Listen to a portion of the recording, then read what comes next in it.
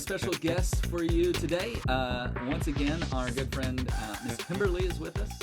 Hey. Yeah, and I'm your friendly neighborhood youth guy, Matt Parker. And we're just going to talk about some things and stuff here in just a minute. But first, we would love to see your Halloween costume for this year. We saw a few at last week's home groups where they were pretty good, I think. We had some good ones. Yeah. We had some. The winners were solid. We even had somebody impersonate Miss Kimberly. I was very honored. Yeah, it made my whole night. So that was actually a blow to my ego, but it's fine. I guess it's okay for you to have. I'm working through it. Through it. No, but we'd love to see your Halloween costume. You can post it in the comments. You can post it on your socials. You can DM us or just come by our house tonight and show us. Actually, today's Halloween, but you're probably not be too late. Get a time machine and come by our house. Time machine and go back to Halloween. There you go. But we'd love to see a picture of your Halloween costume for this year. It is Halloween when we're shooting this video, so we've got our giant bowl of chocolate. So you guys feel free. We have it out all the time during Chocktober, because that's what October's all about. I'm sure. Eating chocolate and wearing costumes. Yep, sounds about right. Yeah. So what are y'all going as for Halloween? Are you dressing up this year? I'm not. Really? I might be hanging out at my grandparents' house. That'd be the most I'd be doing. So like to give away candy, you're No. hanging out? Oh, you're just going over there. Hiding from children. No, so my grandparents have wanted to start a weekly game night with the grandchildren, and so I was possibly gonna go tonight. Fine. They're gonna start it on Halloween. Yeah. Love it. That's amazing. Are you dressing up, Kimberly? No, I've been a referee the last couple years, and next year we may go back to that, but we get our first trick-or-treaters tonight, so I'm just gonna give out free candy. Nice. Well, I have kids trick-or-treating age, so we're going as the T-Rexes, blow-up T-Rexes. This one, I was going to wear this around the office today, but the motor's malfunctioned, so I've got to see if I can fix it. Do you have a backup one for tonight? Or are you going to be a deflated dinosaur? I might be a deflated dinosaur, just walking around like, hello, I'm a sad dinosaur. Yeah. That's actually a pretty good idea. But yeah. Halloween, my favorite holiday that's not a holiday. That's not a holy day? It's not a holy day. And I don't know. I'm just weird like that about this kind of thing. So, okay, but here's another question for you. If you didn't have to worry about money at all, what would you do for a Halloween costume? I really don't know. I struggle figuring out my costume each year anyway when I was a kid, so that would take some time to think about of what I would do. Right? So you, like, even when you were wearing Halloween costumes, you were like, I've got to put some thought into this and really take my time and decide. With things like that, I became very indecisive for whatever reason. Right. There were some years I was just a witch or a pirate, like something simple, but I was like, I really don't know what I want to be this year kind of thing would happen every once in a while. So. Right. Nice. Did you like dressing up? I enjoyed it for the most part. I don't know if I ever found a time that I didn't enjoy it, but it's fair. Just deciding what I wanted to be was more difficult. It's hard. I was a cat once and a pop star, and then I got really boring and went as a volleyball player, and then a mannequin because I didn't want to get a costume, so I just put on nice clothes and I was like, I'm a mannequin, and that was my last Halloween costume, aside from being a ref. So I'm a Halloween Scrooge and don't usually wear costumes. Okay. All right, a little backstory. Matt Parker history. I can remember twice ever going trick-or-treating as a kid. And one time I was the Cowardly Lion from Wizard of Oz. Mm-hmm. Because at school that year, it was kindergarten, and I made it into the local newspaper at Tolleson Elementary in Jacksonville, Arkansas. Oh my gosh, Miss McCorkle was her name. McCorkle was her name, and she was the Wicked Witch of the West, and then there were 4 or 5 of us other ones that of her kids that dressed up as the other characters. So, and I was the Cowardly Lion, and that's how I went trick or treating that year. So, but for the rest of my childhood, I don't remember ever going trick or treating, and so I've gone trick or treating more as an adult, and I've dressed up in Halloween costumes more as an adult than I ever did as a kid. Isn't that weird? Yeah. Yeah, it's not that common for that to happen. Right? Especially the costume part. I can Yeah. understand taking your kids trick-or-treating. Now, Yeah. do you try to get candy, too, when you say you've gone trick-or-treating more as an adult? Oh, gosh, no. But I do the dad tax. There's a candy tax at our house. It's 2/3 candy tax, just getting them ready for adult life. And, you know, how the government takes taxes. a third of all of your stuff. No, but if money weren't an issue, I would get a bobblehead of myself. Like a giant head, and wear it around, just bobblehead Matt. You know, just kind of like, I don't know. One of my kids had the idea this year, and we've been brainstorming, trying to figure out how we would do it if we could do it ourselves. But if we could just gotta pay, get a big head. yeah, right. If we could just pay to have somebody else make it for us, manufacture it, I would totally do that. I don't know where I would store it afterwards. We'd have to figure that out. Does this come from your deep-seated jealousy that someone dressed up as me, so you want to dress up as yourself? Yes. Okay. That's I figured totally that's it. the psychology behind That's totally that. it, yeah. All right. Okay, so let's talk about what we're consuming in the cultural arena. Kimberly, what are you watching, reading, playing on your phone, Yes. whatnot? All of the things. I recently forgot about Wordle and rediscovered it yesterday. Ooh, nice. So I'm back on that. And So you're on a 1-day streak? I'm on a 2-day streak. Ooh. Yeah, 2-day streaks. My streaks have lasted a total of 14 days, I think. I never last very long on them. And we're watching a lot of things. We started Gilligan's Island, Okay. which classic. I've never seen, but my husband grew up watching. So it's been really interesting to watch. It's all black and white in this season right now, and everything's always going wrong. So that's been lighthearted. We like lighthearted TV really late at nights because then you can fall asleep and not be thinking about major plots. So Scooby-Doo also falls into that category, and SpongeBob, because we're real mature adults, and that's what we watch in our house. Totally. Yeah. That's great. It's fantastic. Yeah. You'll have kids soon, so... We're just so getting you're ready for that. Setting yourself up. Yeah. Actually, Yeah. Dan asked me yesterday, he said, what age do you think our kids will be when we allow them to watch Scooby-Doo? So we had a nice little parenting discussion on Nice. that, PG-13 movies. What I think we're on the same page, so we'll see what happens. Right on. That's a good one. All right. I watched a couple days ago The Wedding Singer for the first time. Love that movie. And I loved it. There's only one part that I would be like, I don't know if I want to have my kids watching that, but on the whole, that's one of my favorite Adam Sandler movies of all time. Mm-hmm. Right? It's real good. So good. I've seen an interview because like the main girl is Drew Barrymore, Yes.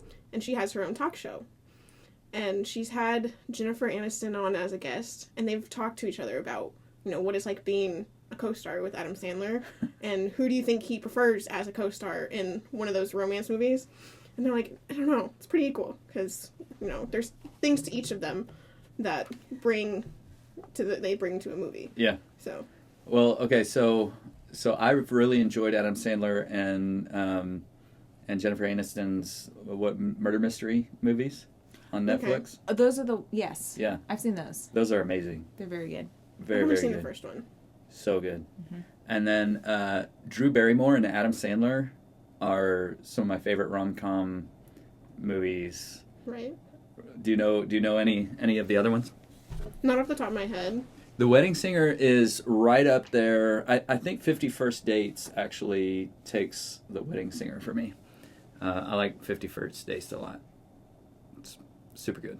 I haven't seen that one in a while. I don't know when I watched that initially, but I have seen that before.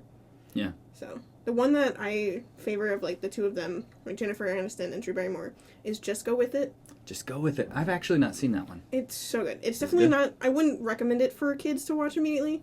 Like parents to go on their own decision because there are some moments Right. and scenes that aren't best. I think that's true of every Adam Sandler movie. Yeah. Yeah.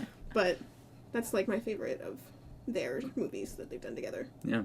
Nice. I haven't seen any of these, but I have a really stupid question. Okay. Is he in Happy Gilmore, or is that someone different? That is like Adam Sandler's, is that his first one? Okay, so that is Yeah, Adam Sandler. that's That's Adam the only Sandler, association I had, and I Right. wasn't sure if that was right or wrong. They actually do a nod to Happy Gilmore in 50 First Dates when they're playing golf in Hawaii. Okay. They do the Happy Gilmore run up to the ball and swing. You know. Dan loves that movie. It's okay for me. Yeah, love Happy Gilmore. Man, that takes me back to my high school days. That's So cringy. That's good. Yep, that's good. Well, I have been playing Retrobowl on my mobile device, and it is. Speaking of taking me back, that takes me. It's a lot like what's Tecmo Bowl from the Nintendo, right? If you played Tecmo Bowl back in the 1980s, early 90s. We weren't born then. Yeah, we weren't. Seriously, I am the old guy here. Then like Retro Bowl, there are so many similarities that is just uncanny. There's some stuff that you can do in Retro Bowl that you couldn't do in Tecmo Bowl, and also being on the mobile device, you can do stuff on Tecmo Bowl that you can't do on Retro Bowl. But overall, it is a fantastic game. Is it like bowling? No, it's football. It's a football game. Okay, so it's a Let's define it. all right. Retro Bowl is a football game with the old school graphics, like the really pixelated graphics and simple plays, with the run patterns for your receivers and stuff like that. And so it's great. You can go through a whole season and develop your players as the coach of your team, and they'll even have other teams recruit you to be their coach. So I started off in Atlanta, then I went to Dallas, and now I finally got to my favorite team, the 49ers. And so I'm coaching the 49ers, my dream job, and we are terrible because every time you go to a new team, they are either over the salary cap or so close to the salary cap that you can't really do anything with your team, and you have to re-sign players or go draft new players. And so anytime you start off at a new team, you have to kind of rebuild your team and develop your players and stuff like that. So I'm still in that process with the 49ers, but pretty soon we'll be dominating the Retro Bowl. And you can play all the way through to the Super Bowl type thing, which is the Retro Bowl. And I've won one of those. So yeah, congratulations. So, thank you. I've got a Retro Bowl ring. And so I'm feeling pretty good about that. Coach of the Year, 1 year. So feeling really good about that. You really should. I know. It's an accomplishment. Let's get you a trophy. I've got one around here somewhere. Speaking of feeling bad about myself, needing to. You bought yourself a trophy. Cope for the Retro psychologically. Yes. All right. Well, let's move on to our what's going on in the headlines. I was reading the other day about what a teacher from Greenwich. Is it Greenwich, Connecticut? Since it's not in England, is it Greenwich or Greenwich? I say Greenwich in my head, but that doesn't mean it's right. I mean, it's like sandwich. Greenwich, sandwich. But if you're in England, it's Greenwich. Greenwich. Like but Greenwich, we're Greenwich not in England. Village. I wonder how the people in Greenwich. Connecticut say it.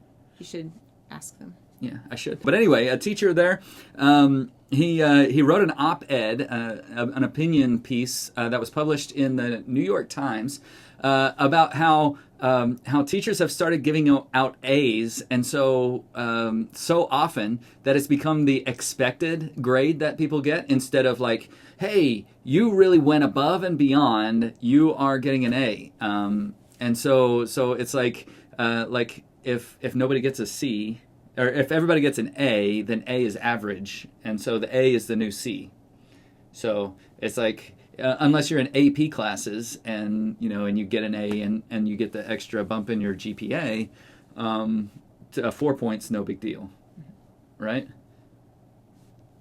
Isn't that weird?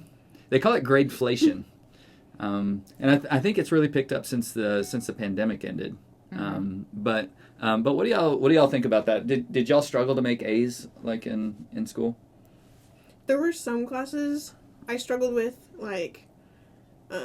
history, social studies, probably least favorite subject. Right. And so being that I didn't like it, I didn't want to do the work and everything, so then therefore leading to a struggle in my grade. But like other classes, it varied depending on like the thing we were studying at the time, that some things would click better versus others. Yeah. So. And thus your major is in social sciences, right? Child and family development, so some in social sciences.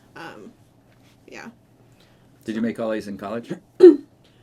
Mostly, because like I have some credits that I got in high school from like my French and a couple math classes. So then I never took math in college. Mm-hmm. And my French was never the best. Still not good at French.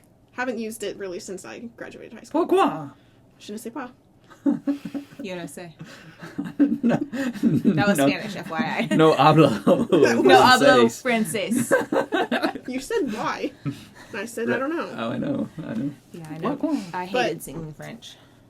Yeah, I was never strong in French, but I still took all 5 years of French. Don't know why. I don't know where I was going with that, but some of my classes, I know, like, when I was at Longview, there were a couple classes I struggled with because there was a lack of connection with the subject matter, the professor, and me. Because the way the professor taught it didn't click the best with how I learn. Mm-hmm. And so that caused my struggle, instead of, like, other professors were better at connecting with me and connecting with what we were learning versus that other professors. Right. So. Yeah. Mm-hmm. You were an all-A student. I have 2 B's on my record. One ruined my high school GPA and one ruined my college GPA, but they were both when I was in high school. Funny enough, so we're bitter on that. Because it was a college dual credit yeah. class for over the yeah. summer. It was condensed, and there were 3 grades. It was 3 tests, and so I got an 87. But we're not bitter about that. Honestly, grades came really easily to me. I was on the AP track for almost all of my classes in high school. And, what was your high school GPA? 5.3. That's amazing. I was not. So I was number 7 in my class of about 600 to 700 people. So You were number 7? I was number 7. I was number 6. Nice, out of 6. Out of 12. That was like when I went to Washita, everyone was like, I was number 2 in my class of 3 in my homeschool or private school class. Yep. Yeah. I was valedictorian. I was the only one to graduate that year, but you know. So my claim to fame is one of my really good friends, Alec. He was number 23. He's way smarter than me, for the record, but I was a higher rank, and he just defended his PhD dissertation in physics in Yale. Nice. So he's getting his PhD in physics at Yale right now as we speak. And you beat him. I beat him in school. rank in high school, and we always partner together on projects. So that's amazing. That's my academic claim to fame, I guess. But so it is interesting, though, because I've lived in Texas, Arkansas, and Missouri, and because states have rights over education, different schools in different areas have different standards. And so even that's why the ACT and the SAT existed, was to try to kind of discern between a 4.0 in a tiny school somewhere in this state versus a 4.0 in a big city school in another state, because it's impossible to tell. Right. So it's interesting that grades are becoming easier to come by, especially now that so many colleges have gotten rid of the ACT or the SAT as an entrance, and they're relying solely on GPA. Right.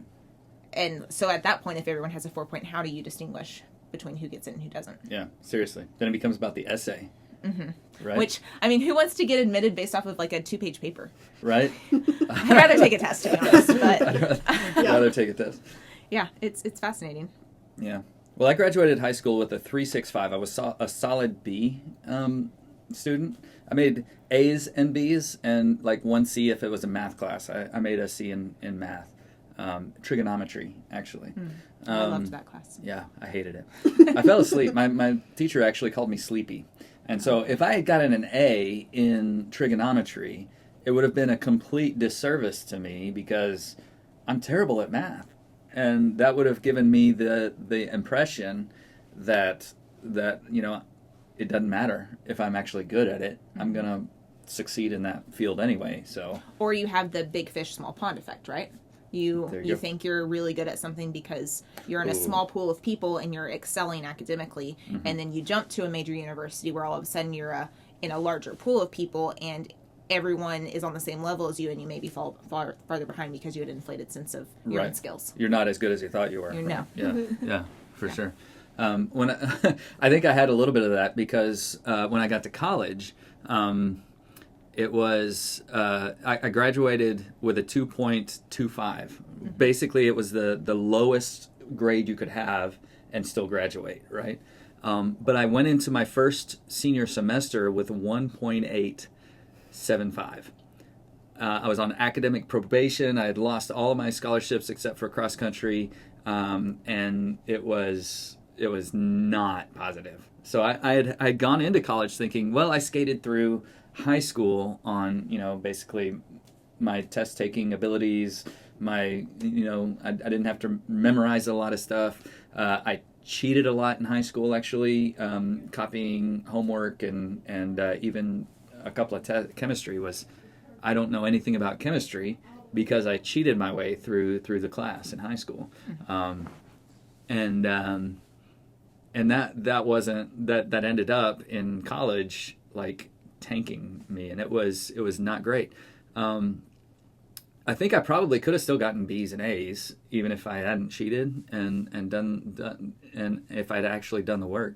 But in college, I was so lazy. I wasn't interested in the subject. I was more interested in my social life and in in chasing girls and playing flag football in intramural sports. Than I was, and playing Retrobowl, actually. Finals week, we would have, not Retrobowl, Tecmo Bowl. Finals week, we would have Tecmo Bowl tournaments the whole week. And it would be like 24 hours a day. It was like we would start the tournament on Monday, and then when it was our turn, we'd wake up or stop studying, go play our game, and then back to whatever it was that we were doing. So it was a 24/5. For 5 days, we were playing a tournament. It was a lot of fun. But anyway, 1.875 going into the first senior year. But then I got serious about education, brought it up to 2.25, graduated to Ouachita, and I had gotten into a pattern of being serious about my studies and was really working hard, and ended up in seminary through some really challenging, deep courses, doing pretty well, a solid 3.5, but that's where I am as a student. I'm not a 4-point student or a 5.6. Well, that's with weighted. I'm not a 12.8 student like Kimberley is.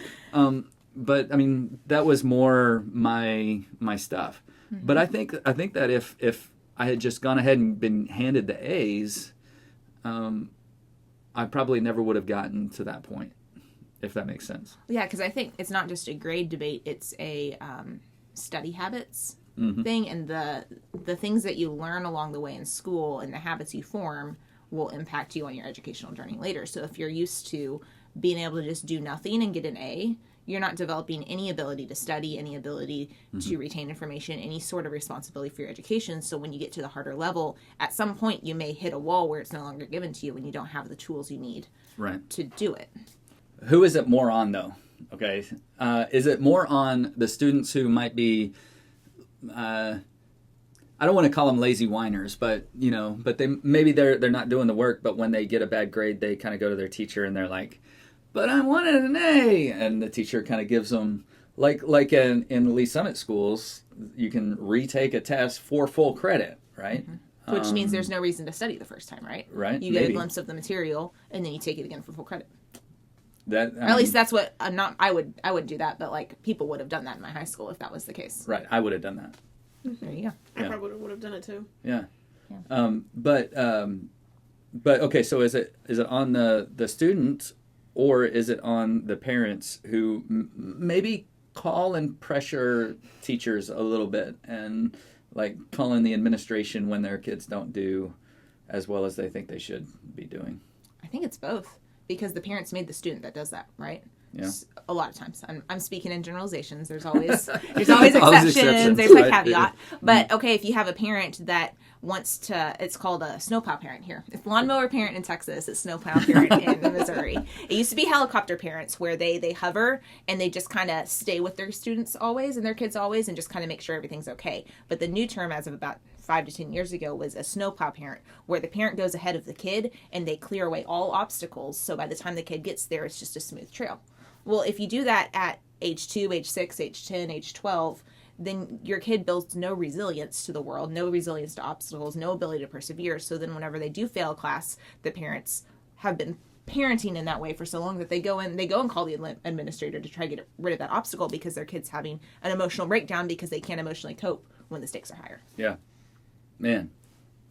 Well said. That's my opinion. No, I think that's right. Like my parents were they weren't hands off, but they were like, did you do your homework? And, we didn't really have as many diverting things in my house for me to want to do otherwise. But I don't think they had as much of the opportunity to be that snowplow. I don't know if they would have if they had the opportunity, but what do you think? What was your experience?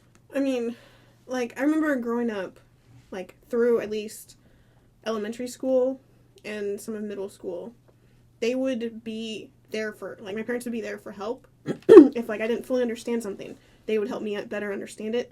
But it's not like they got rid of the obstacles and just, did my homework for me kind of thing. Because I've heard and seen of, parents taking their kids' homework and doing it for them versus, challenging their kid. Because my parents were ones to, they wanted me to succeed on my own, no matter what. And so if that meant, me staying up all night just trying to do my homework, that was better than, them just doing it for me. Right. So.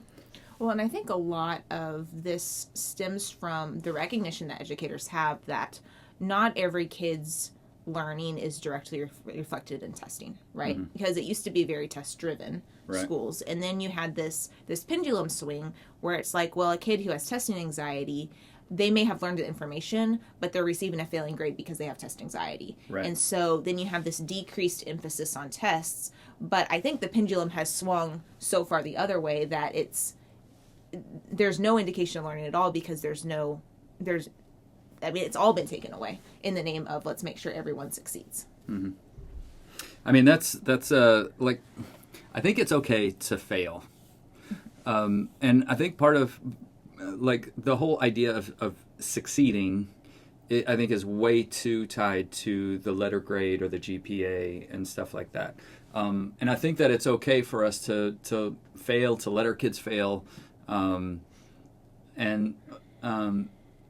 to bear the responsibility for that. And I think that even with test anxiety and stuff like that, I think a large part of that is the emphasis that we put on that letter grade, on that number. But also, maybe it's okay that they don't get a perfect grade in the class.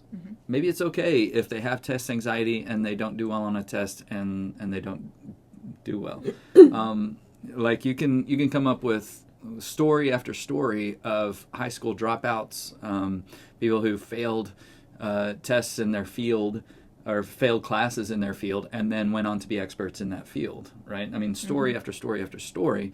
But we've got this, they call it credentialism, right? Approach. If you don't make the grade, then you're obviously no good in that field. And therefore, you can't be part of that deal if you don't have the paper that says that you're good in that field. No matter how good your ideas are, no matter how instinctual it might come to you, even though you might not do well in the class. Does that make sense? Well, and I think it goes hand in hand with, my generation, and afterwards, you have this major emphasis on going to college. And they say now that the master's is in the new bachelor's, right, for entering the work field, because everyone has their bachelor's degree, yes, and it means nothing. Yeah. So in order to stand out, you have to get your master's. Yeah. Because colleges were emphasized and trade schools were not emphasized, and so people who may do really well at a trade school were diverted to college and did something that they didn't like, and then they either dropped out or they didn't do well, or they did well but they have a degree that they don't know what they want to do with, or it's useless. Yeah. Instead of going to trade school, which is a very valid thing to do when you graduate high school, And so I think all of those things are wrapped together with the emphasis on grades and making it attainable for everyone. Yep, I agree. I agree. It's a good thing. So what about you guys? How important are grades to you? And I'm going to throw in a little bit of a spiritual deal here. Are your grades in any way related to your spiritual life, your relationship with God? I'd love to hear your thoughts on that. We don't have time to That'd be a whole other conversation. That's a whole other conversation. But I'd love to hear your thoughts on that. Read your thoughts. Drop them in the comments. Approach us personally. DM, email, snail mail. Send us a carrier pigeon or a carrier snail. That'd take a while. That would or take wear a your while. costume and walk to the church. Or wear your costume, walk over here, and then have Well, all right. Well, thanks for joining us today. And this has been Let's Talk About Things and Stuff, where we talk about things and also stuff. We will see you again next time.